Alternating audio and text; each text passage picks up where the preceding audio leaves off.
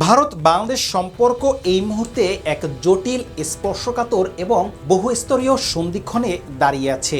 একদিকে দীর্ঘদিনের কৌশলগত অংশীদারিত্ব, সীমান্ত নিরাপত্তা, বাণিজ্য ও যোগাযোগের বাস্তবতা, অন্যদিকে বাংলাদেশের অভ্যন্তরীণ রাজনৈতিক অস্থিরতা, ক্ষমতা পালাবদলের সম্ভাবনা এবং দিল্লির কূটনৈতিক অস্বস্তি, এই সবকিছু মিলিয়ে সম্পর্ক এখন ঠান্ডা হলেও পুরোপুরি ছিন্ন নয়। বিগত সরকারের সঙ্গে ভারতের ঘনিষ্ঠ সম্পর্ক ছিল বলেই এক দশক ভারত অনেক কৌশলগত সুবিধা আদায় করতে পেরেছে।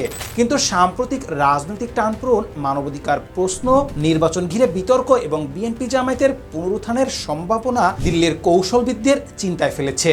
এই অনিশ্চিত পরিস্থিতির মধ্যেই 1996 সালে স্বাক্ষরিত গঙ্গা জলবন্টন চুক্তির মেয়াদ শেষের ঘড়ি টিকটিক করতে শুরু করেছে।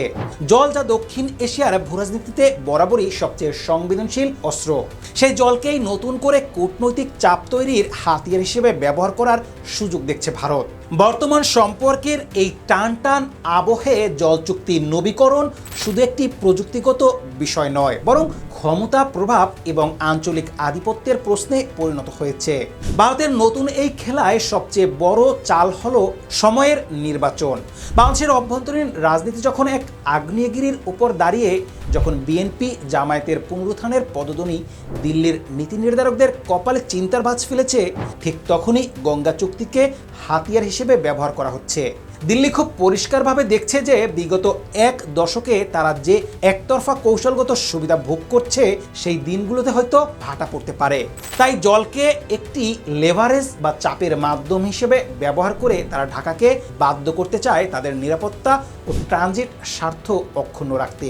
ভারতের স্বরাষ্ট্র মন্ত্রণালয়ের অতি সক্রিয়তা আর যৌথ মাপজোপের দখলের জন্য করা নিরাপত্তার আয়োজন প্রমাণ করে যে এই ইস্যুটি তারা আর সাধারণ পানি বন্টন হিসেবে দেখছে না, বরং এটি একটি ন্যাশনাল সিকিউরিটি প্রোটোকল।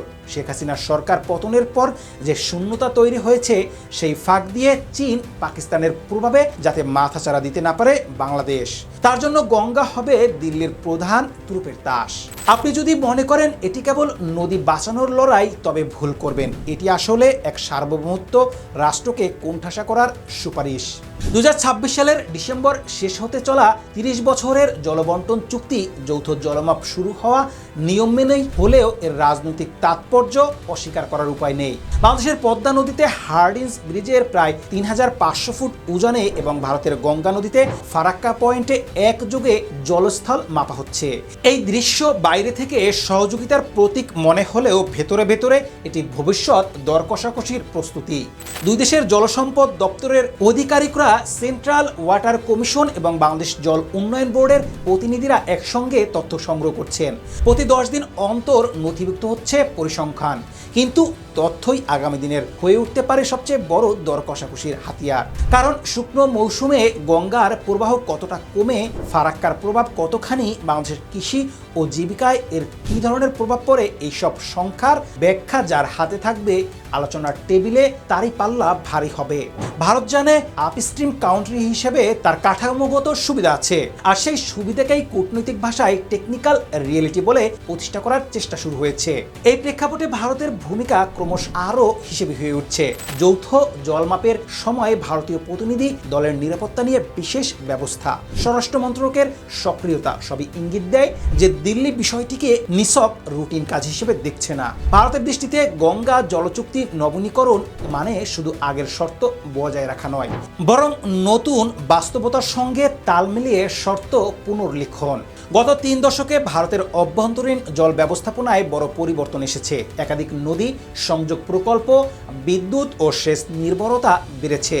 এই পরিবর্তিত বাস্তবতা দেখিয়ে ভারত চাইতে পারে আরও বেশি নমনীয়তা। অন্যদিকে বাংলাদেশ, যার কৃষি, মৎস্য এবং নদীকেন্দ্রিক অর্থনীতি গঙ্গা পদ্মার উপর গভীরভাবে নির্ভরশীল, তাদের জন্য এই জলচুক্তি অস্তিত্বের প্রশ্ন। কিন্তু রাজনৈতিকভাবে দুর্বল অবস্থানে থাকলে আলোচনার টেবিলে শক্ত অবস্থান নেওয়া কঠিন হয়ে পড়ে, আর এই দুর্বলতাকেই কাজে লাগাতে চাইতে পারে ভারত।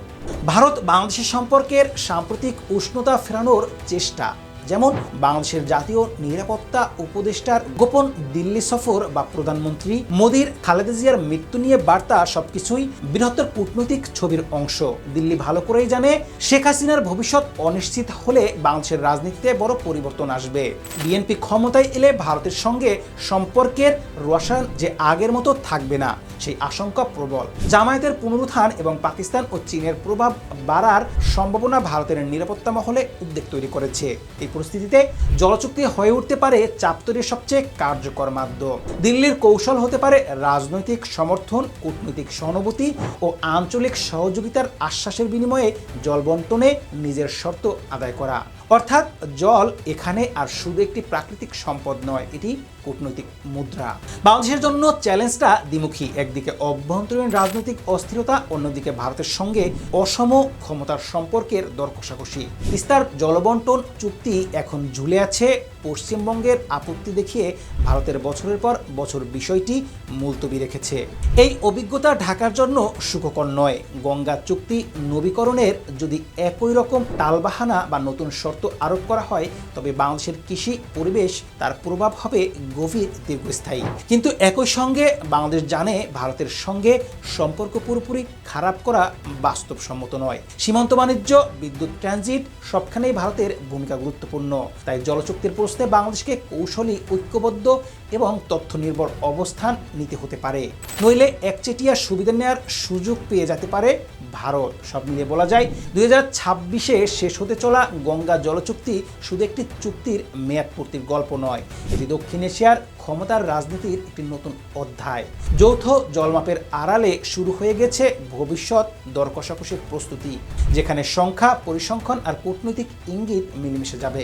বর্তমানে ঠান্ডা সম্পর্কের সুযোগ নিয়ে ভারত যদি একচেটিয়া ভাবে সুবিধা নিতে চায়, তবে সেটি হবে তার দীর্ঘদিনের আপস্ট্রিম সুবিধার সম্প্রসারণ। প্রশ্ন একটাই, বাংলাদেশ কি এই খেলায় শুধু প্রতিক্রিয়াশীল থাকবে, নাকি নিজস্ব কৌশল, আঞ্চলিক সমর্থন ও আন্তর্জাতিক আইনকে সামনে রেখে সমানতালে লড়াইয়ে নামবে? গঙ্গার জল শুধু নদীতে বইছে না, তা বইছে দুই দেশের রাজনীতির শিরায় শিরায়। আর সেই স্রোতের দিক নির্ধারণ করবে আগামীর কয়েক দশকের ভারত বাংলাদেশের সম্পর্ক। দর্শক, আপনি কি মনে করেন ভারতের সাথে আপোষ করা কি দরকার? আমার মনে হয় ভারতের সাথে কোনো আপোষে যাওয়ার দরকারই নেই। আমরা আন্তর্জাতিক আইন মেনে তিস্তা চুক্তি এবং গঙ্গা চুক্তির যে কোনো সমস্যার সমাধান করব।